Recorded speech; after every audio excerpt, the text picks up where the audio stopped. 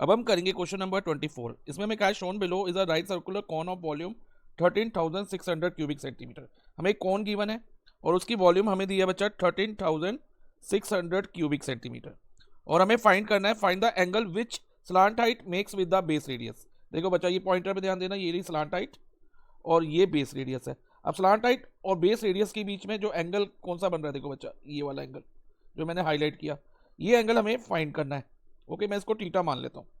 अब हम इस थीटा को फाइंड कर सकते हैं यूजिंग ट्रिग्नोमेट्री, और वो ट्रिग्नोमेट्री कौन से ट्रायंगल में लगेगी, इन राइट ट्रायंगल AOC। देखो मैंने ये वाली साइड को AO ले लिया और रेडियस को OC ले लिया, तो AOC में हम ट्रिग्नोमेट्री लगा के थीटा की वैल्यू निकाल सकते हैं। अब देखो बच्चा, ट्रिग्नोमेट्री जब लगाएंगे तो थीटा की सामने वाली साइड जो होती है ना, हमेशा परपेंडिकुलर होती है, यानी कि OA हमारी परपेंडिकुलर होगी, और जो साथ वाली साइड होती है थीटा की, उसे बेस मानते हैं, और जो 90 डिग्री के सामने वाली साइड है वो हाइपोटेन्यूज होती है, वो तो फिक्स रहती है, लेकिन जो परपेंडिकुलर और बेस थीटा के ऊपर डिपेंड करता है। तो थीटा के सामने वाली साइड परपेंडिकुलर और साथ वाली साइड बेस। तो अब इसमें परपेंडिकुलर क्या है बच्चा, OA, और बेस OC। अब हम ट्रिग्नोमेट्री का वो रेशियो लेंगे इसमें जिसमें परपेंडिकुलर और बेस आता हो। उसके लिए बच्चा आपको मैंने बताया हुआ साइन कोस टेन, जैसे कि सोना चांदी तोला, और नीचे है PBP HHP। इसको याद रखने का तरीका है, पंडित बद्री प्रसाद हरर बोले। तो इसमें बच्चा देखो P/B किस में आ रहा है, tan वाले पार्ट में, तो हम लिखेंगे इधर in right triangle AOC tan theta is equal to perpendicular upon base. This implies that tan theta is equal to perpendicular कौन सा होगा बच्चा, OA upon base OC, OA upon OC। This implies that tan theta is equal to OA हमें find करना है, जो कि अभी हम फाइंड करेंगे भी बच्चा, और OA क्या है, हाइट ऑफ द कोन है, तो हाइट ऑफ द कोन हम फाइंड करेंगे अभी, अपॉन में OC हमें यानी कि रेडियस 20 दिया हुआ है। तो अब पहले हम OA फाइंड कर लेना, तो हमें थीटा की वैल्यू मिल सकती है। तो कैसे करेंगे वो ध्यान से समझना बच्चा। अब हमें वॉल्यूम ऑफ द कोन दे रखी है 13,600, और OA क्या है, हाइट ऑफ द कोन है, तो हाइट ऑफ द कोन को हम H से लेते हैं, स्मॉल h से, ठीक है। अब वॉल्यूम ऑफ कोन क्या होता है बच्चा, 1/3 πr² h is equal to 13,600 हो जाएगा।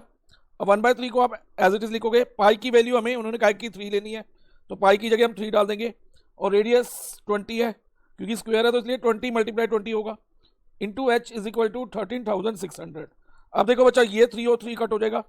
अब हाइट क्या होगी, 13,600 अपॉन में जो ये 20 × 20 H के साथ मल्टीप्लाई हो रहा है, तो ये डिवाइजर में आ जाएगा RHS में जाने पे, तो अपॉन में 20 × 20 हो जाएगा। अब एक 0 से ये 0 कट, इस 0 से ये 0 कट।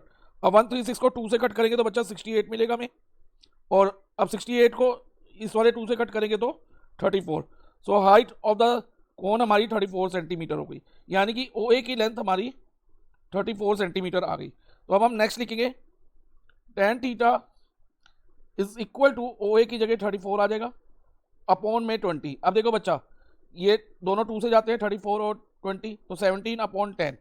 अब अगर हम 17/10 को डेसिमल में लिखे तो 1.7 आएगा। So tan theta is equal to 1.7।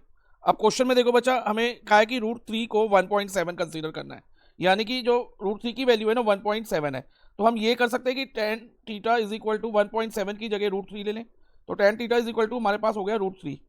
अब हम ट्रिग्नोमेट्रिक टेबल में देखेंगे कि tan कितने डिग्री पे √3 होता है। देखो tan वाले कॉलम पे जाओ बच्चा, ये रहा √3, ये कितने डिग्री पे √3 है, 60 डिग्री पे, तो हम कहेंगे tan 60 इज इक्वल टू √3।